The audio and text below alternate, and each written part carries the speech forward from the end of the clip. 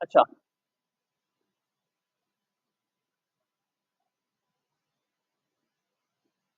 ठीक। अच्छा आप देखिए, हम यहाँ पर बात कर रहे थे कि दो वैल्यूज का यूजर से इनपुट लेंगे, और दो वैल्यूज का यूजर से इनपुट इसलिए लेंगे कि हम डेटा टाइप लिखते हैं इंटीजर, और हम दो वेरिएबल्स का नाम लेते हैं, नंबर वन नंबर टू हमने ले लिया। हमने यूजर को बोला कि इंटर फर्स्ट नंबर यूजर को मतलब गाइड करने के लिए लिखा हुआ आएगा यूजर के पास इंटर फर्स्ट नंबर, और वो जैसे ही इनपुट करेगा नंबर तो वो नंबर वन के वेरिएबल में चला जाएगा। फिर नंबर टू इनपुट लेने के लिए यूजर को बोलेंगे इंटर सेकंड नंबर, और इसके साथ साथ यूजर से सेकंड नंबर में इनपुट ले लेंगे। इनपुट लेने का तरीका क्या होता है, सी इन इनपुट लेता है, सी आउट यूजर को प्रिंट आउट करके लेवल दिखाता है। तो सी इन में हमने नंबर टू ले लिया कि नंबर टू का जो ऊपर वेरिएबल मैंने डिक्लेयर किया है इसमें कोई वैल्यू असाइन नहीं की, वैल्यू लेंगे यहाँ पर।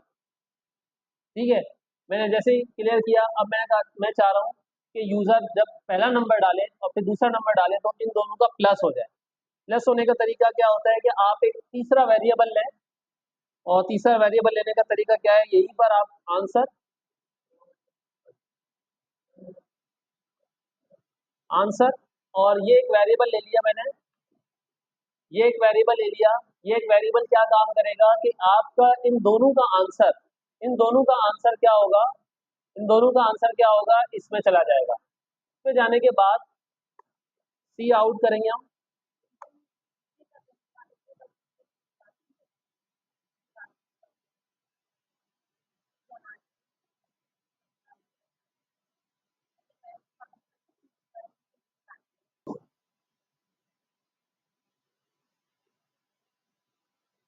ठीक है, तो यहाँ पर हमने कहा कि जो आंसर होगा इन दोनों नंबरों का आंसर इसमें जमा हो, और फिर हम इसको प्रिंट करा लेंगे। तो मैंने कहा answer equal to number one plus number two. अच्छा, वेरिएबल का नाम जैसे लिखा हुआ है वैसे आपने लिखना है, कैपिटल स्मॉल नहीं कर सके क्योंकि केस सेंसिटिव है। केस सेंसिटिव का मतलब ये होता है कि आपने जिस लिहाज से यहाँ नंबर लिखा है ना, उसी लिहाज से आपको, मैं तो कहता हूँ कॉपी पेस्ट किया करें ताकि एक भी नंबर इधर उधर ना हो। इन दोनों का सम होगा और वो किस में चला जाएगा, यहाँ पर।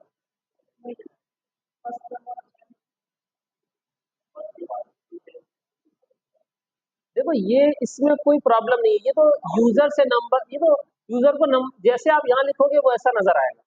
ये पहली क्लास में आपको बता चुका हूँ कि बिल्कुल डिटेल में हमारी बात हुई थी कि डबल कोटेशन में जो लिखते हो ना वैसे नजर आएगा, आप वो स्मॉल लिखो कैपिटल लिखो।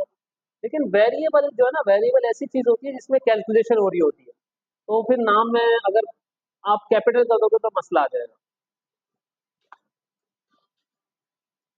कैसे करूँ रिकॉर्ड?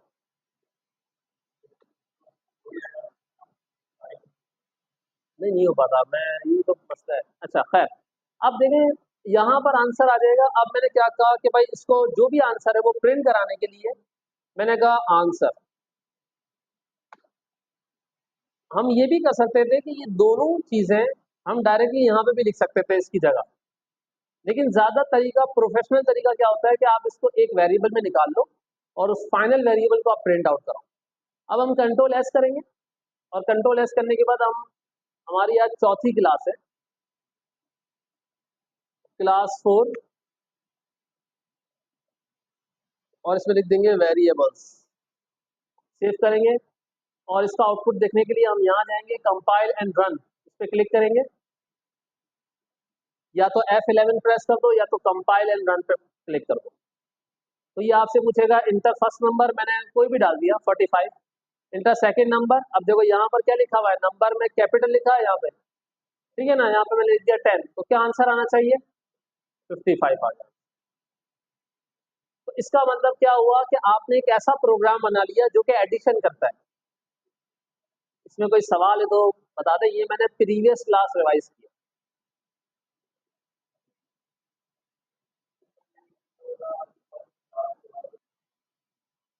कमेंट का मतलब क्या होता है कि अगर आपने एक लाइन से पहले डबल बैकस्लैश लगा दिया तो इसका मतलब ये होता है वो लाइन आपके पास लिखी हुई तो रहेगी लेकिन वो चलेगी नहीं। और एक साथ अगर तीन चार लाइनों का कोड कमेंट करना है तो आप क्या करोगे, स्लैश, एस्टेरिक, और जहां तक आपको रखना है वो एस्टेरिक स्लैश, तो ये उतनी लाइनें, सारी लाइनें कमेंट कर देगा। ठीक है, तो ये आपका कोड क्या होगा, डबल बैक स्लैश।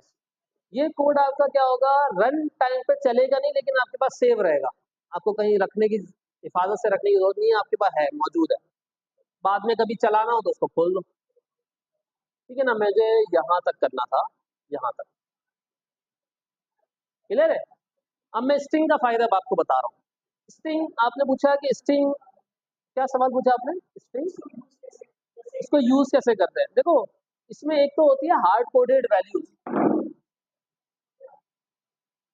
आवाज क्यों आ रही है भाई, क्लास ले रहा हूँ। हार्ड कोडेड वैल्यूज क्या होती है कि आपने कोड के अंदर मिसाल के तौर पे लिखा दानियाल, जब जब मैं इसको आउटपुट चलाऊंगा ना, दानियाल ही लिखा हुआ आएगा, मतलब यूजर के पास कोई और अथॉरिटी नहीं है उसको चेंज करने की। लेकिन यूजर इनपुट हम क्यों लेता है, यूजर अपनी मर्जी से जो नाम डाले वो आ जाए, सही है। अब जैसे हम एडमिशन फॉर्म फिल कराते हैं, अब फॉर्म के अंदर नाम की एक फील्ड है, वो नाम हम खाली क्यों छोड़ते हैं, किसी का कुछ भी नाम हो सकता है, फिक्स थोड़ी है नाम, एज फिक्स नहीं हो सकती। तो ये इनपुट का मतलब ये होता है कि हमें पता ही नहीं होता कि यूजर यूजर की क्या रिक्वायरमेंट है, यूजर कुछ भी इनपुट कर सकता है, तो ये यूजर इनपुट के लिए। तो अगर कोई किसी का नाम आपको लिखना है, नाम यूजर इनपुट, तो आप क्या लोगे, स्ट्रिंग। आपने स्ट्रिंग में लिया नेम का एक वेरिएबल और उसमें यूजर से इनपुट लिया,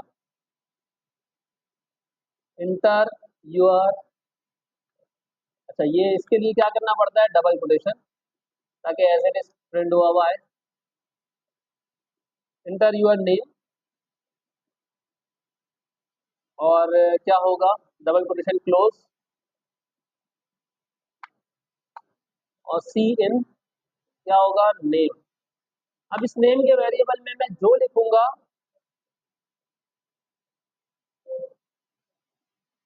नेम में लिखा हुआ आ जाए।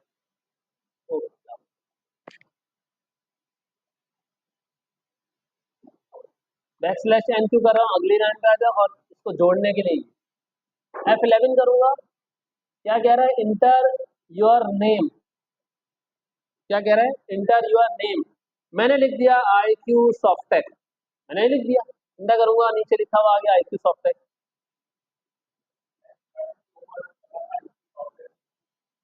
हाँ, इसका भी है।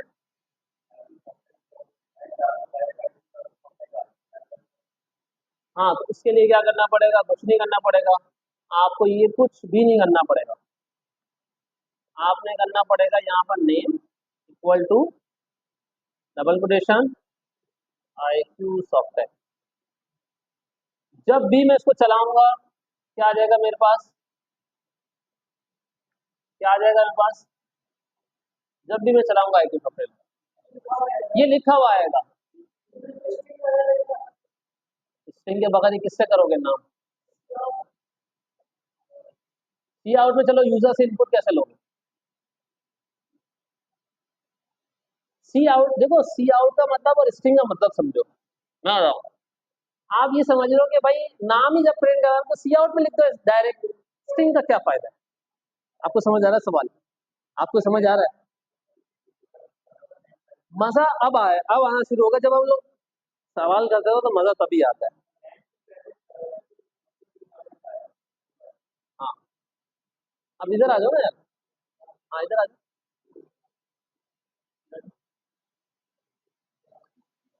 अच्छा, पहला इनका जवाब दे दूं, फिर उसके बाद आपका सवाल लेता हूँ। अच्छा देखो, आपका सवाल ये है कि ये चीज हमने स्ट्रिंग के वेरिएबल में क्यों ली। भाई ये डायरेक्टली हम यहाँ पर भी ले सकते थे, इसको कॉपी किया, और बल्कि इसको कॉपी करने के बाद इसको यहाँ पर हम डबल कोटेशन में ये लिख सकते थे, ऐसा ही है। आपका जो सवाल है वो यही है, हम डायरेक्ट ये भी तो, हम इसको चलाऊं, मैं इसको चलाऊंगा, यहाँ पे लिखा हुआ है सी आउट से भी वही हुआ, और सी, लेकिन देखो सी आउट का मतलब ये होता है, सी आउट का मतलब ये होता है कि एज इट इज वो वैल्यू दिखाएगा। आप अगर आप बोलोगे सामने वाले को कि अपना नाम लिखो और वो प्रिंट हो अगर आए, तो उसके लिए तो आपको एक वेरिएबल चाहिए, और वो वेरिएबल होता है स्ट्रिंग का। कोई चीज कयामत तक छपा के दिखानी है वो सी आउट, और अगर कोई चीज डायनेमिक सॉफ्टवेयर खुले और आप यूजर से इनपुट ले रहे हो तो उसके लिए वेरिएबल लेना पड़ता है, जिसके लिए नंबर लोगे तो इंटीजर, पॉइंट वाली लोगे तो फ्लोट, नाम लोगे तो स्ट्रिंग। ये है काम। ठीक है, 3-4 हैं, ज्यादा हैं और भी, लेकिन हमारा पूरा निज़ाम इस पे चलता है, पूरा निज़ाम इस पे चलता है, ज़्यादातर निज़ाम इस पे चलता है। Integer, float, double, Boolean, character पे इतना नहीं चलता, स्ट्रिंग पे ज़्यादा चलता है। Single alphabet.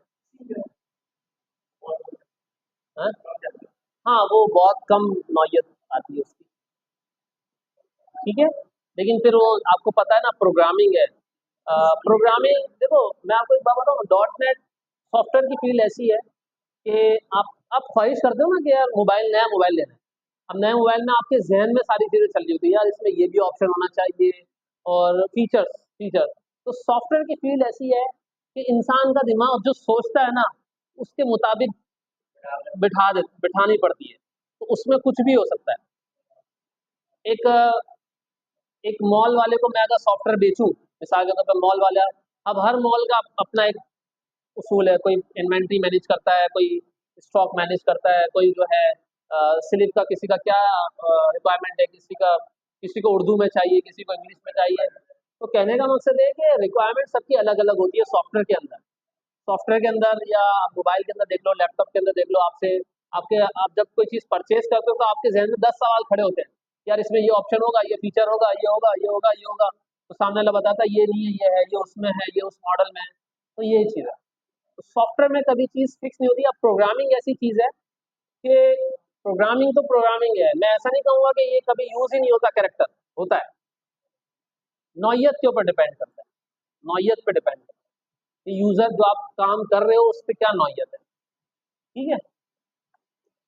अच्छा, अब आपका लेते हैं सवाल, आपका समझ में आ गया, आपको आपका सवाल लेते हैं।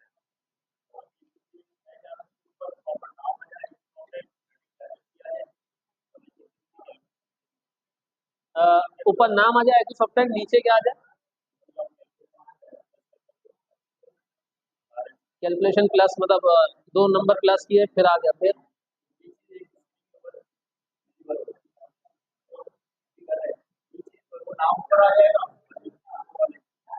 हाँ तो ऊपर कर दो वो नाम को, लाइन ऊपर लिख दो बस। अच्छा, अब मैं आपको बताऊँ सवाल आपका, मैं तो समझा आप ये पूछोगे। सवाल आपका ये होना चाहिए कि सर एक दफ़ा मैंने प्रोग्राम चलाया, मतलब मेरी स्क्रीन खुली हुई, ब्लैक स्क्रीन, मैंने चलाया और मैंने नंबर डाला, पहला नंबर फर्स्ट नंबर 2, दूसरा नंबर डाला 10, इन दोनों का आंसर आ गया।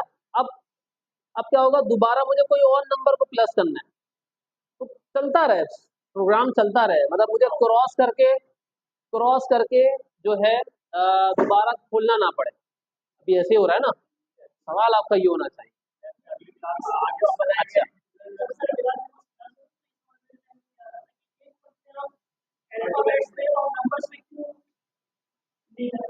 कर पाते हैं, करते हैं। नहीं क्यों, मतलब मैं समझा नहीं, नाम भी ले और यूजर।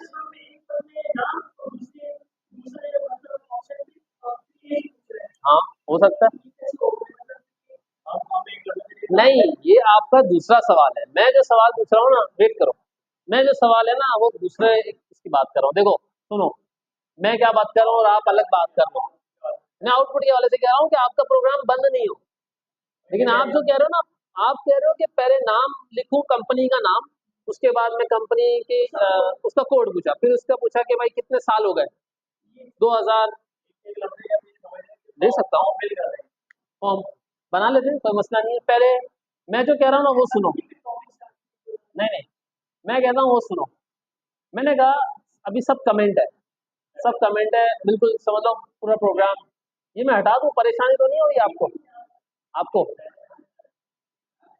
चलो मैं एक काम करता हूँ ना, हाँ सेव है, मैं एक नई फाइल देता हूँ, वो वही है, हैश इंक्लूड, और क्या लिखते हैं हम, आईओ स्ट्रिंग। ये अब आपको याद हो गया होगा, 2-3 दफा देखोगे याद हो जाएगा। Using name space, name space देखो बोल्ड होगा, बोल्ड होने का मतलब ये है कि निशान जो है सही लिखा है आपने, एसटीडी, एसटीडी बोल्ड नहीं होगा, वो मतलब नॉर्मल। इंटीजर, मैंने कहा मेन का मेथड, और ये स्ट्रक्चर आपको रोजाना लिखना पड़ेगा, इसके बगैर आपका काम नहीं होगा, ये तो आपको लिखना ही लिखना है। सेव करूंगा, सेव करने के बाद मैं चौथी क्लास के अंदर ही सेकंड कर देता हूँ और यहाँ पे कर देता हूँ रिटर्न 0। ठीक है, रिकॉर्ड हो रहा है ना।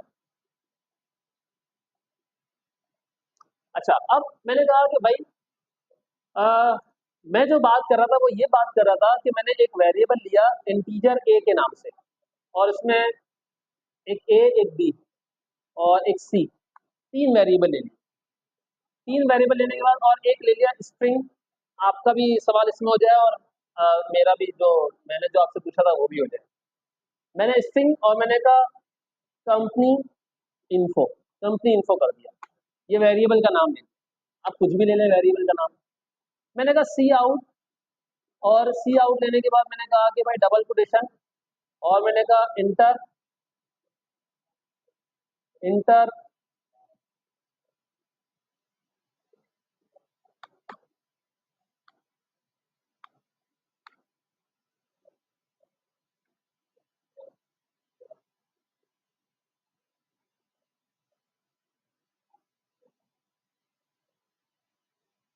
Inter company information.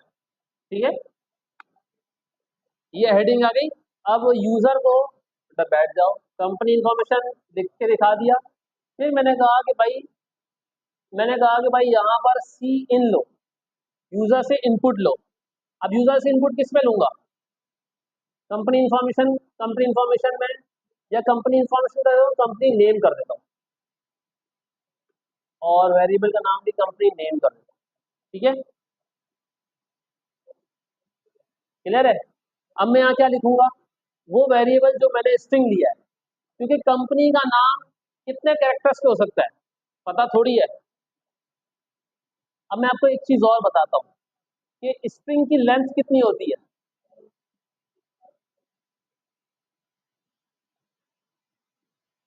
String length C plus plus कितनी लेंथ होती है,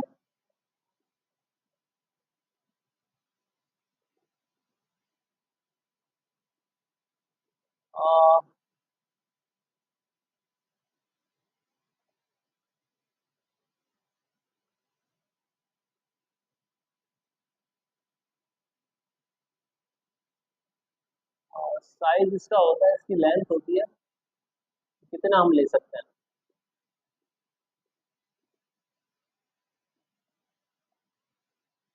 लेंथ के फंक्शन से हम निकाल सकते हैं कि कितना हम लेंथ हम ले रहे हैं। तो लेंथ निकालने का है, तो लेंथ का है, वो है जितने कैरेक्टर लिए होंगे वो बता रहा है, लेंथ के वो अलग चीज है। अच्छा, अब हम यहाँ पे करते हैं कंपनी नेम। ठीक है, कंपनी का नाम इन यूजर से ले लिया, सी आउट, और मैंने कहा सी आउट लेने के बाद आप क्या करो, दूसरी चीज, एक वेरिएबल में ये ले लो, इंटर फर्स्ट नंबर, सी इन ले लिया, और यहाँ पे ए ले लिया, ए में ए इंटीजर है। ठीक है, अब हम इसको ये नहीं बता रहे कि भाई ये स्ट्रिंग है क्या है, खुद ही डिडक्ट करेगा क्योंकि हमने ऊपर डिफाइन किया हुआ है। यहाँ पर आए, हमने कहा सी आउट, और सी आउट करके क्या किया, क्या कहा हमने, इंटर सेकंड नंबर, और सी इन करके क्या कर लिया, बी कर लिया। अब मैंने कहा एक वेरिएबल है सी इक्वल टू, इसमें क्या रखो, ए प्लस बी, और अब क्या करो, फाइनल आंसर दिखाना है मुझे। तो अब देखो, कंपनी का जो नाम है वो स्ट्रिंग है, और बाकी सारी चीजें इंटीजर है। फ्लोट लेना चाहो फ्लोट भी ले सकते हो, जैसा फॉर्म बनाना चाहो आप, पॉइंट वाली में। यहाँ पर मैंने कहा सी आउट, और सबसे पहले कंपनी का नाम लिखा हुआ है, तो मैंने यहाँ पे लिखा कंपनी, कंपनी नेम, और यहाँ बराबर में लिखा हुआ आएगा कंपनी का नाम कैसे, COM नेम, ये वेरिएबल है, जो हम लिखेंगे वो लिखा हुआ आएगा। मतलब कंपनी नेम हेडिंग होगी, और उसके सामने जो यूजर ने डाला होगा वो आएगा, वो जो भी होगा, वो जो भी होगा। यहाँ पर जो यूजर ने डाला होगा वो आएगा, और ये तो बाय डिफॉल्ट हमने लिखा हुआ दिखा दिया कि कंपनी नेम और आगे जो नाम लिखा है यूजर, इसको रन करके दिखा दो। अच्छा, इसमें एक चीज और करनी पड़ेगी, यहाँ पर बैक स्लैश एन ताकि अगली लाइन में आए, और बैक स्लैश एन, तो बैक स्लैश एन F11 किया।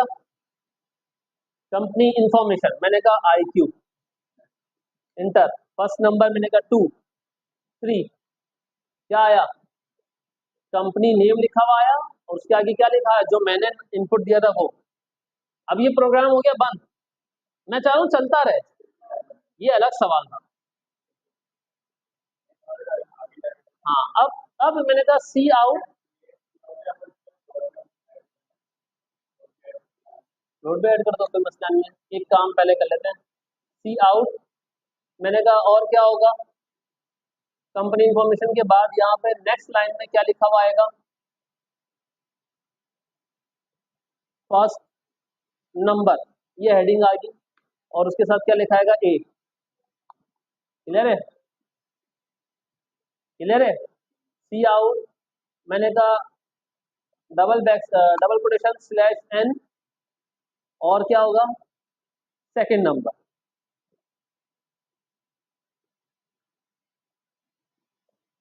और यहाँ पे क्या होगा, बी। फिर सी आउट, और मैंने कहा यहाँ पर क्या होगा, फाइनल इन्फो या फाइनल आंसर कर दो, तो क्या होगा, इसके आगे क्या होगा, सी, सी आंसर। सही है, ठीक है भाई। अब चलाऊंगा, अब जरा देखो, कंपनी इंफॉर्मेशन लिखी मैंने कहा एजुकेशन, इंटर किया। फर्स्ट नंबर क्या लिखा, 45, तीसरा क्या लिखा, 5, कितना हो गया, 50। कंपनी कंपनी की इंफॉर्मेशन लिखी जाएगी, नाम लिखा आएगा एजुकेशन, पहला नंबर आपने ये इनपुट किया, दूसरा नंबर आपने ये इनपुट किया, और इसका आंसर क्या बना। हाँ, अब बात समझ में आई है, टोटल। हाँ, समझ आ गई। अब ये प्रोग्राम मैं यहाँ से क्रॉस कर रहा हूँ, अगर दोबारा चलाना है तो दोबारा चलाऊंगा, तो मैं चाह रहा हूँ यहीं का यहीं चलता रहे। क्या चाह रहा हूँ, इसी वेरिएबल में। भाई ये कोड आपको दोबारा से कॉपी नहीं करना पड़ेगा। आप ये कह रहे हो ना दोबारा वेरिएबल लो, दोबारा नहीं, यही तो है प्रोग्रामिंग, कि आप लेस कोड में कितना अच्छा काम करते हो, यही है ना भाई प्रोग्रामिंग, आप लोगों को की है। कम से कम कोड के अंदर ज्यादा से ज्यादा आउटपुट होना चाहिए, ठीक है ना। तो मैं यहाँ पर एक चीज लगाऊंगा, go to, go to X, या जो भी ले लो, ए एक्स जो भी, लेकिन ए हमने ऊपर लिया हुआ है इसलिए वैसा नहीं लेना, रिपीट नहीं कर सकते वेरिएबल का नाम, मैंने लिख दिया एक्स, क्योंकि एक्स हमने ऊपर कहीं लिया ही नहीं है। और मैंने कहा कि यहाँ टर्मिनेटर, और एक्स का मतलब ये है कि ये आंसर होने के बाद अब ये गो टू करे, दोबारा कहाँ जाए, दोबारा यहाँ चला जाए, ताकि हमारा प्रोग्राम दोबारा से शुरू हो जाए, एक्स और कॉलन।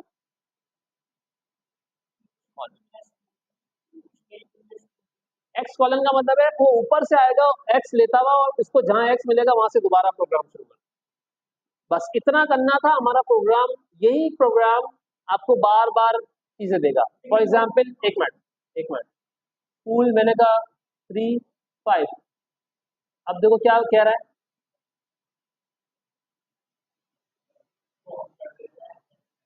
अब देखो क्या कह रहा है, पहले समझो। हाँ, इसको तो नेक्स्ट लाइन पे कर सकते हैं।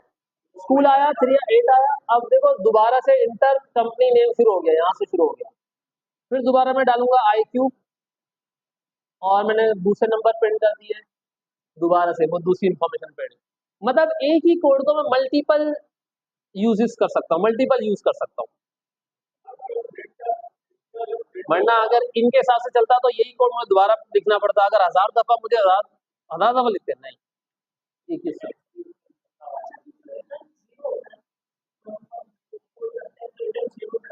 हाँ,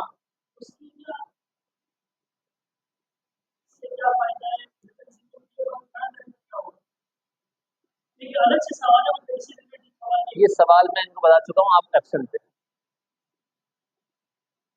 एब्सेंट के ऊपर तो गुंजाइश नहीं है ना।